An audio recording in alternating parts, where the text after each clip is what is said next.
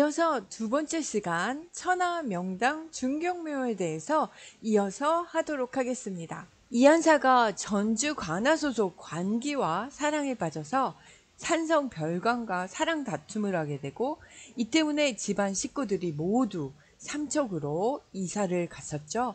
아버지 이양무가 가서 삼척에 도착해서 얼마 안 돼서 사망하게 되고, 묘자리를 찾을 수 없어서 이한사가 괴로워하고 있을 때 도승을 만납니다. 이곳에다가 묘를 써라. 그런데 묘를 쓸 때 소 100마리를 잡아서 제사를 지내고 금관으로 안장하고 장례를 치르면 오대손 안에 인물이 나서 나라를 세울 창업주가 될 것이다.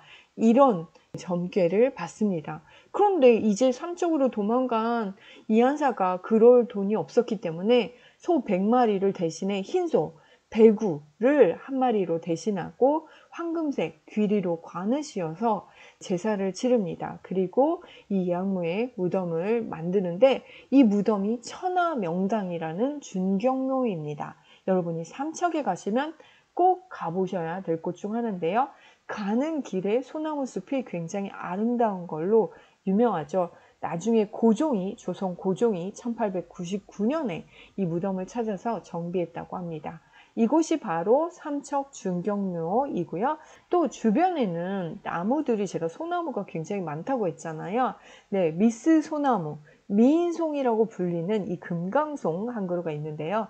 이 소나무와 훗날 뒤에 정이품송, 이거는 이제 세조가 나중에 지나갈 때 이게 가마가 이렇게 닿으려고 하니까 나무가 올라갔다라고 해서 정이품송 벼슬을 받은 속리산에 있는 이 소나무와 결혼을 시킵니다. 그건 사람들이 그냥 시킨 건데요.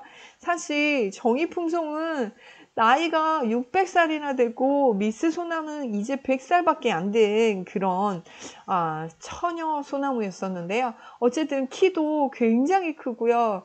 정이품송은 그에 비하면 아주 짱딸막한 그런 소나무인데 줄을 결혼시킵니다. 어쨌든 이쪽으로 삼척 쪽으로 가시면 금강송이 유명한데, 이 미스 소나무 미인송이라는 나무도 한번 찾아보셨으면 좋겠습니다. 그리고 후에 또 정이품송 이렇게 결혼했는데 그곳에서 얼마 떨어지지 않은 곳, 똑같이 속리산 기슭인데요. 그쪽에 정부인송이라는 이 나무와 또 결혼을 시킵니다. 사실 소나무는 암수 구별이 없습니다. 보기에 그냥 여자 소나무일 것 같아서 이렇게 후에 사람들이 이렇게 만든 것 같습니다. 삼척에 도착했던 이한사 집안은 갑자기 함경도로 또 도망가게 되는데요. 왜 그러냐? 이제 원수는 또 외나무다리에서 만나나? 전주에 아까 그 산성 별감이 관기 때문에 싸웠는데 이 사람이 해필 강원도 수령으로 온다는 소식을 접하게 되고, 또 부랴부랴 여진족과 맞닿아 있는 이 함경도 지방으로 함흥 지방인데요. 여기로 다 피신을 합니다. 그래서 이성계의 출생지는 전주가 아니라 삼척도 아니고 함경도 함흥이 됐고요. 여기에 이제 4대에 걸쳐서 이행리, 이춘, 이자춘, 이성계 이렇게 4대에 걸쳐 활약해서 거의 이제 독립 왕국 같은 위치가 되고요. 고려 공민왕 때 고려의 귀순에서 신하가 되면서 싸움을 잘했기 때문에 아까도 얘기했지만 여진족과도 싸우고 이렇게 하고 왜군들과도 싸워서 이성계가 장군으로서 빛을 발하게 되죠. 그리고 이성계가 1392년에 위화도에서 회군을 해서 이제 고려 왕조를 무너뜨리고 새로운 나라 조선을 건설하게 됩니다. 고려 왕조의 마지막 왕이었던 공양왕과 세자는 삼척으로 유배를 보냈다 살해합니다. 이성계의 집안이 삼척에서 함흥으로 갔었는데 고려 왕조의 마지막 왕 삼척으로 보내서 죽음을 맞이하게 됩니다. 용비어천가 첫 번째 해동육룡이 나르샤에 나오는 바로 해동육룡은 바로 이한사, 이행리, 이춘, 이자춘, 이성계, 이방원까지가 되겠습니다. 또 이거는 여담인데요. 김일성, 김정일, 김정은 다 본관이 전주 김씨입니다. 전주 완주군에 있고요. 여러분 손서구라는 그런 풍수지리의 대가가 있는데요. 이분이 묘를 보고 천문을 열고 지축을 깨는 그 절대 권력의 물자리다 라고 했고, 김일성의 조상이 되는 묘를 보고 김일성 사망 시기도 예언했던 인물이기도 합니다. 네, 그러면 본격적으로 이제 경기전 한번 가볼게요. 지금 사진에서 보이는 곳은 바로 전주 한옥마을의 그래도 랜드마크라고 볼 수 있는 경기전이 되겠습니다. 경기전에 들어가시면 이렇게 홍살문과 그리고 문을 이렇게 세 개를 만날 수가 있는데요. 그 안에는 박물관 같은 것들이 여러 군데 있으니까 구경하시기 좋고, 나무들이 울창하게 잘 되어 있어서 여러분이 보시고 또 조용히 앉아서 쉬실 수 있는 그런 공간이 되겠습니다. 여러분, 다른 데는 못 가도 경기전은 잊지 말고 꼭 가셔야 되겠죠. 경기전에는 뭐가 있을까요? 이곳은 바로 태조 이성계의 초상화, 즉 이것을 어진이라고 하는데요. 어진을 이곳에다 모시고 또 제사를 지내기 위해서 태종 10년에 어용전이라는 이름으로 세웠는데, 세종 때 경사스러운 터다라는 의미로 경기전으로 개칭했습니다. 이 어진이 얼마나 중요하냐면, 이 사실 임진왜란 때 선조는 궁을 버리고 이제 도망가게 되죠. 평안도 의주까지 도망갔는데, 이때 이 미관 말직이었던 이이첨이 이 어진을 구해서 품에 안고 선조를 쫓아갔습니다. 그래서 이 어진을 가져왔다는 얘기를 듣고 선조는 백관을 거느리고 나와서 너무나 기뻐했다고 합니다. 지금으로 보면 좀 어이가 없습니다. 아니, 나라를 빼앗기고 지금 궁을 버리고 도망갔는데 백성들은 살피지도 않고 이 어진이 그렇게 중요했는지 지금 생각해보면 좀 우스운 이야기가 되겠습니다. 어쨌든 이 사건을 계기로 이이첨은 광해군 시절 최고 권력자로 올라갈 수 있었습니다. 그만큼 중요한 물건이란 뜻이겠죠. 그래서 여러분들, 제가 어진을 몇 장 찍었는데요. 사실 유리로 보관되어 있지만 잘 보이지가 않습니다. 좀 흐릿하게 보입니다. 사실 이거는 복원한 거예요. 원본은 오래전에 있었던 원본은 너무 낡아서 이거 혹시 이제 계속 이렇게 전시를 하게 되면 보관이 어려울 수 있기 때문에 이거는 다시 모사한 그림이 되겠습니다. 정조의 모습도 보이고요. 네, 어진 박물관이 또 따로 있습니다. 여러분, 이성계의 얼굴 자세히 보고 싶죠? 그래서 제가 좀 확대해서 찍어봤습니다. 이성계의 모습을 여러분이 조선 왕조를 세운 이분의 모습을 여러분이 보실 수가 있습니다. 이거는요, 하마비인데요. 말에서 내려와서 이곳에서는 잡상인도 금지하고 모두 다 밖에서 기다려야 돼요. 여기 쓰여있는 말은 지착의 하마, 잡인 무드깁이라고 해서 여기서부터는 모든 사람이 다 말에서 내리시고 잡상인, 잡인 이런 사람은 출입을 금지한다라는 그런 팻말이 써 있습니다. 매표소가 여기 있으니까 표를 사시고 안으로 들어가시면 아까 홍살문과 문을 더 만날 수가 있습니다. 하마비, 하마비에서 나온 말이 하마평이라는 말이 있습니다. 이거는 논평이나 이런 것들을 이야기하는 걸 하마평이라고 하는데요. 주로 아까 하마비에서 내려서 높으신 양반들이 안으로 들어가고 나면 마부나 하인들이 오늘 요번에 누가 승진한데 저 사람은 어떻대 이렇게 인물평을 하고 또 여러 정치 문제를 얘기하는 것을 하마평이라고 합니다. 지금도 요즘에 택시기사 아저씨들 택시 타면 막 정치 문제 이야기하고 있잖아요. 전혀 관련이 없다라고 말할 수 없을 것 같습니다. 여러분, 하마평 잊지 마시고요.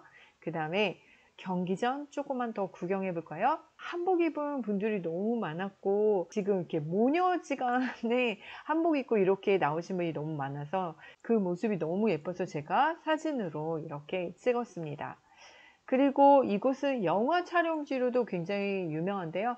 제가 갔을 때도 저는 누군지 모르는데 이 두 분이 아주 유명한 분인가 봐요. 팬들이랑 촬영팀들이랑 잔뜩 와서 찍고 있었는데 아이돌인가 이런 생각을 들었는데요. 이런 분들 되게 많았습니다.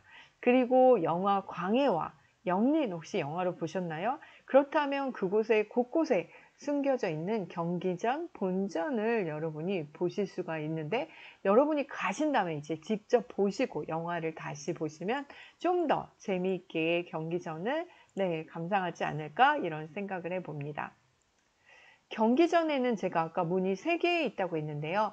홍산문, 외신문, 내신문이라고 이렇게 문이 있습니다. 그리고 여기는 이제 왕실의 사당이기 때문에 신문이라고 호칭이 되는데, 이거는 여기 문을 통과할 때 여러분들 아무데나 막 가면 안 돼요. 동입서출이라고 해서 동쪽으로 들어가서 서쪽으로 나와야 돼요.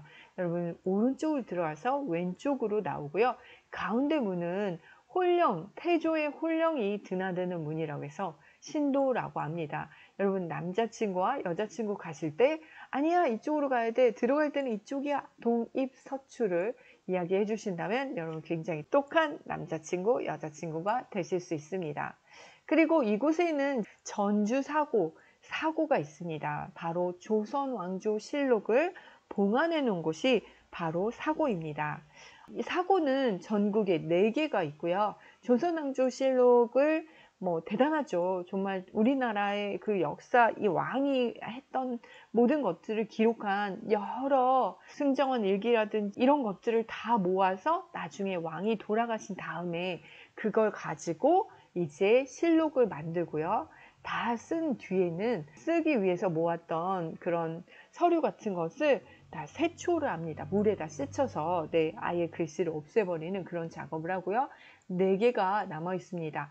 이거는 제가 나중에 합천 해인사 할 때 한 번 더 이야기하겠습니다. 어쨌든 전주사고에도 모셔져 있습니다. 그리고 어진박물관 있고요. 제가 아까 얘기했던 전주 객사로 가볼게요.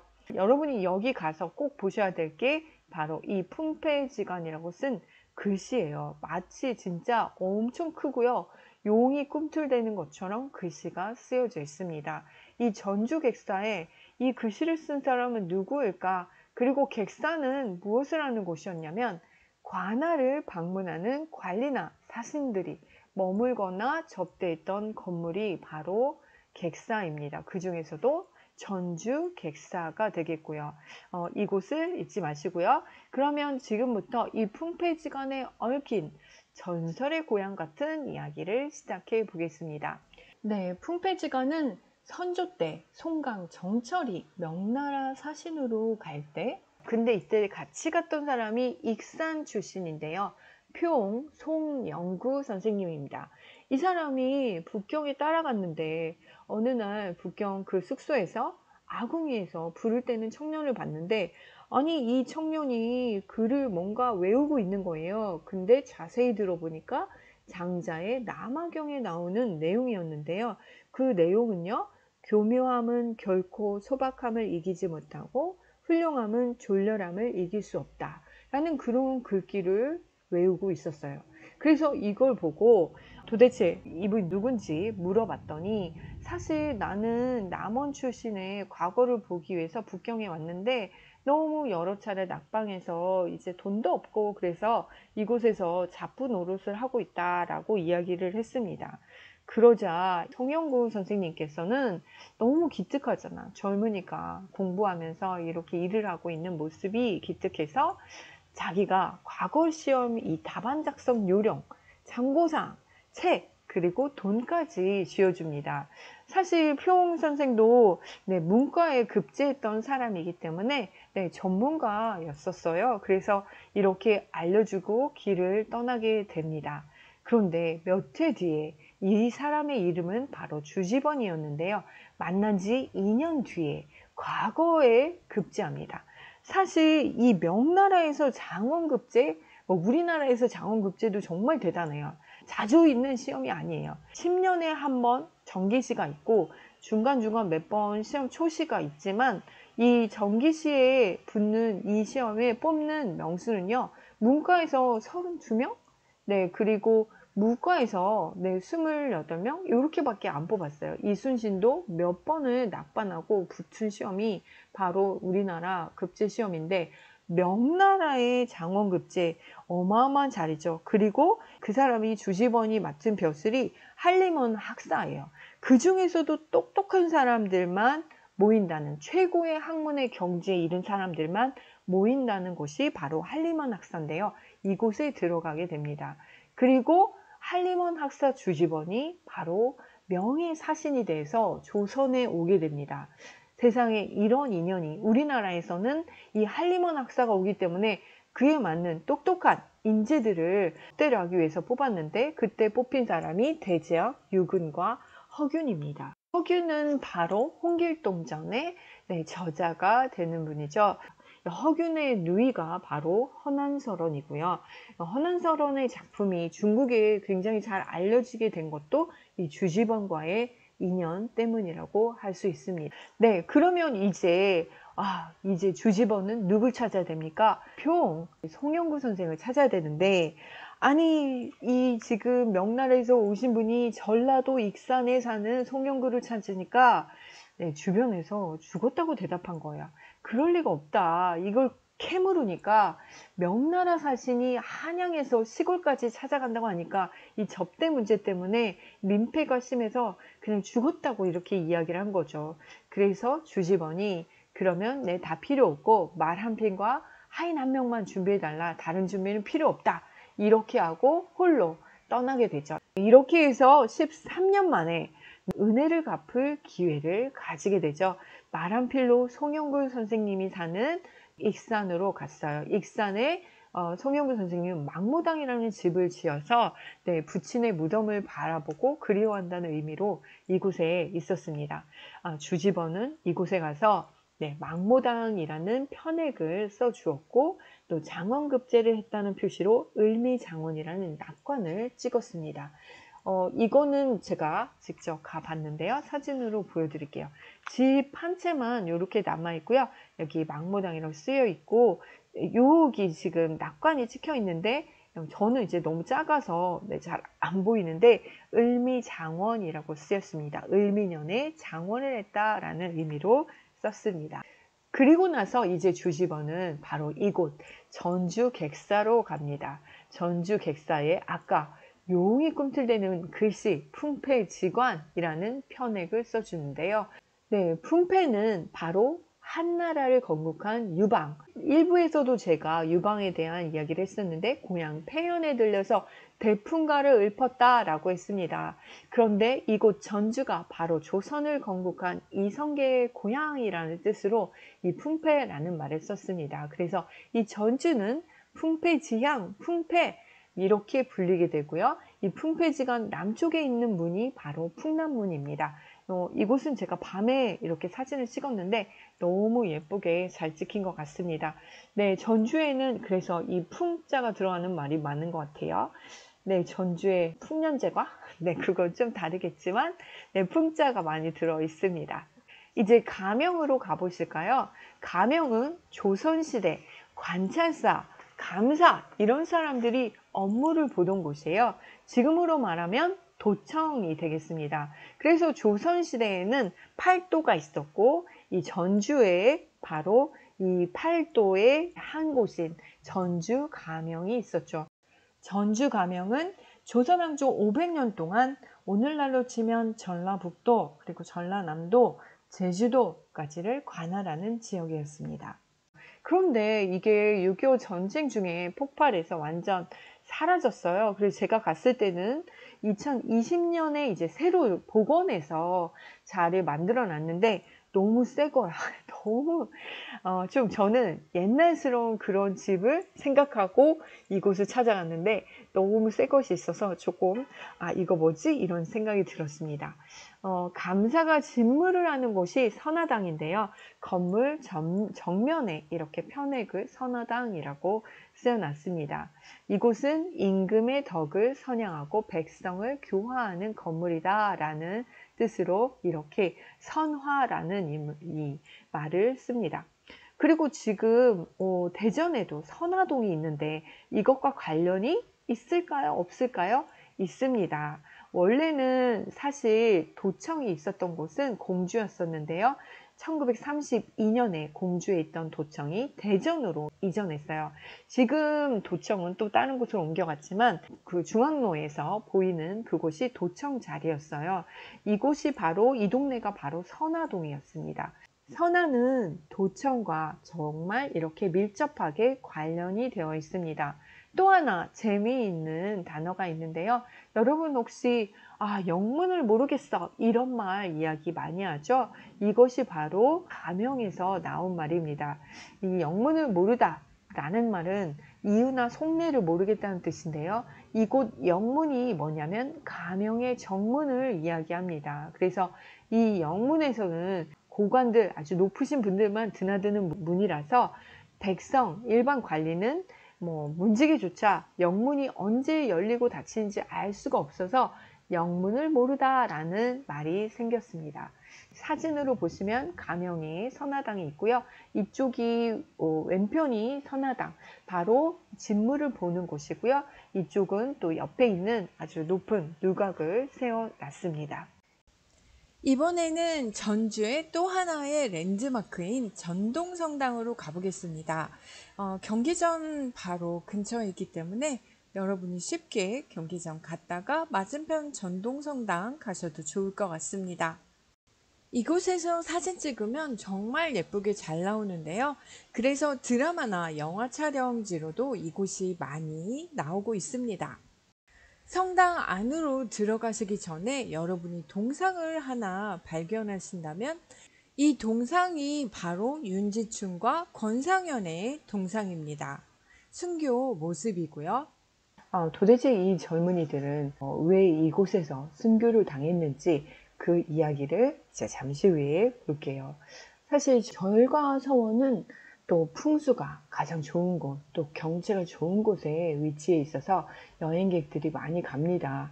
근데 성당은 좀 순교자들이 있던 그 터에 이렇게 세우기 때문에 여러분이 좀 신성한 마음으로 여러분이 이곳에 들렸으면 합니다.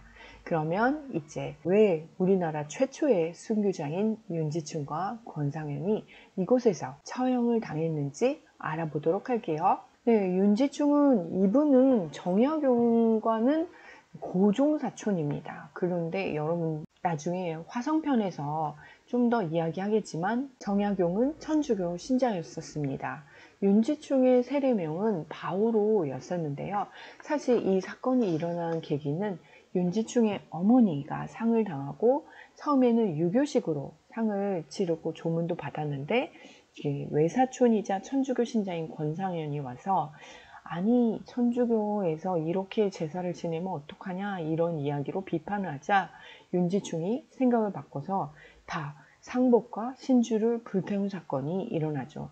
이게 바로 폐제 분주 사건인데요. 이 권상현도 모친상을 당하는데 천주교식으로 장례를 치러서 이 사건이 크게 이제 임금님까지도 알려지게 되죠. 둘은 이제 전라 가명, 아까 이제 가명이 어디였죠?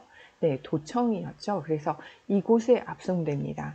도대체 천주교가 뭐길래 부모의 상을 치르면서 신주를 불살랐냐 이렇게 이야기했고, 윤지청은 신주는 귀신이 붙은 물건이라 천주교에서는 우상 숭배로 본다 이렇게 이야기해서 이 사건이 정조에게 전해지게 되죠. 정조는 왜 이 지경이 되었는지 개탄하면서 윤지충과 권상현의 사형을 제거합니다. 그래서 이곳 전주에서 참수를 당하게 됩니다. 그런데 도대체 신주가 뭐냐? 신주는 여러분 죽은 부모나 조상의 이름이나 친족관계, 그 관직명을 쓴 나무 조각입니다. 사당에 주로 안치가 되어 있는데요. 전쟁이 나거나 화재 이런 일이 생겼을 때 가장 먼저 챙기는 것이 바로 조상의 신주였습니다. 그래서 신주단지 모시듯 하다라고 할 때도 신주라는 말이 이것에서 나왔습니다. 전동성당은 프랑스와 수교조약이 맺어진 후에 천주교 선교가 가능해졌고 이곳에 1914년에 전동성당이 완공되었습니다. 네, 이렇게 전동성당을 여러분이 구경하셨습니다. 이제 이곳에서 멀지 않은 길가를 쭉 따라서 올라가면 볼 수 있는 곳이 바로 최명희 문학관입니다. 한옥으로 지어졌고요. 최명희라는 작가는 바로 전주에서 나고 자란 작가인데요. 거의 17년 평생 진짜 이 혼불이라는 한 책에다가만 매달려서 51세의 나이에 일찍 세상과 작별한 그런 작가입니다. 이 혼불이라는 그 작품 하나만으로도 대단한 작품 작품으로 평가를 받고 있는데요. 배경은 1930년대 전북 남원의 대실마을에서 몰락해 가는 한 양반가의 이야기를 다루고 있습니다. 매한이 씨 며느리 3대가 고단한 삶을 어떻게 견디는지, 또 그리고 평민들과 천민들의 애환을 그린 책이 바로 혼불입니다. 혼불이라는 말은 사전에서 찾으면 사람의 혼을 이루는 건데요. 죽기 전에 몸에서 이렇게 빠져나가는 것이 혼불이라고 합니다. 이 푸르스름한 빛을 이야기하는데 이것을 제목으로 해서 작품을 쓰고 있습니다. 사람들이 혼불을 보게 되면 먼 길을 떠난 그 불빛을 애도하고 두 손을 모아 망자의 명복을 빌었다고 호남 지방의 그 세시풍속 여기에 전해지고 있습니다. 사실 셰익스피어도 대단한 작가로 굉장히 많은 언어를 만들어낸 작가로 알려져 있는데요.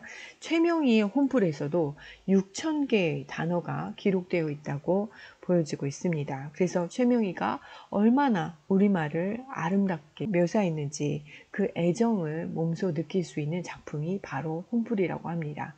시간이 되시면 꼭 이 책을 도전해 보셨으면 좋겠습니다. 이쪽은 최명희 문학관의 뒤쪽인데요. 네, 담장에 이렇게 글씨들을 써놨습니다. 그리고 그 안쪽으로 들어가서 앞쪽으로 가실 수도 있고요. 여러분 이 뒷길도 너무 예쁘니까 꼭 구경하셨으면 좋겠습니다. 그리고 최명희 문학관에는 전시실 중에 동락제가 있습니다. 이 동락제라는 현판이 걸려져 있는데요. 네, 동락제 어떤 뜻이냐면 동락이라는 말은 예부터 선비들이 자신이 넘어야 할 단계를 이야기할 때 크게 세 가지 뜻이 있는데 그중 한 가지가 신독, 홀로 있는 것을 조심해야 한다 라고 했습니다. 그래서 이 경지를 넘어선 이상적 경지가 되면 혼자서 책 읽고 글 쓰는 거 이게 바로 동락이다. 이것을 몸소 실천하신 분이 바로 최명희 작가이고요. 그리고 이 작가의 전시실 그래서 동락제라고 했습니다. 평생 결혼도 안 하고 한 작품에만 매달려서 이렇게 작품 활동을 하면서 즐겁게 홀로 있는 글 쓰는 것을 즐거워했던 최명희 작가를 생각하시고 여러분 동락제를 구경하셨으면 좋겠습니다.